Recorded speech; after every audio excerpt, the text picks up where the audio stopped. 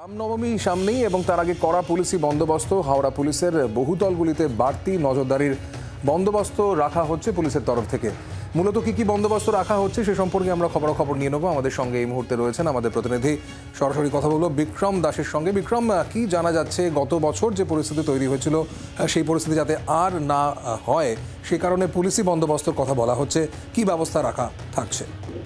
দেখো, আগামীকাল রামনবমী এবং তার আগে যেটা আমরা জানতে পারছি যে মূলত হাওড়া পুলিশ কমিশনারের তরফ থেকে অত্যন্ত কড়া নিরাপত্তা ব্যবস্থা কিন্তু রাখা হচ্ছে। প্রায় 2000 পুলিশ কর্মী মোতায়েন রাখা হচ্ছে এবং সব থেকে বেশি এবার যেখানে গুরুত্ব দেওয়া হচ্ছে, যে বিষয়টার উপরে গুরুত্ব দেওয়া হচ্ছে তা হলো হাই রাইজ বিল্ডিং গুলিতে।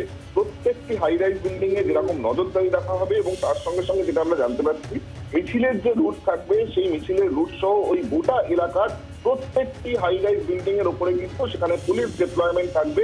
তারা বাইনাকুলার নিয়ে সেখানে যেরকম একদিকে থাকবে, অপরদিকে কিন্তু ড্রোনের মাধ্যমে নজরদারি চালানো হবে যে কোথাও কেউ করার চেষ্টা করছে কিনা বা কোথাও কেউ অশান্তি করার চেষ্টা করছে কিনা।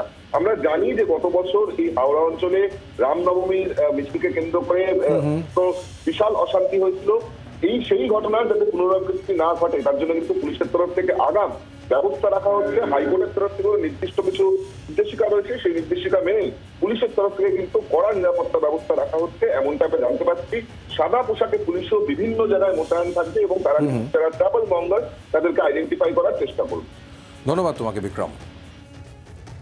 এবার একটা বিরতি নেব, বিরতির পর আমরা যে খবরের দিকে নজর রাখবো, দিনের সমস্ত বাছাই করা খবর ওড়িশার জাজপুরের ফ্লাইওভার থেকে।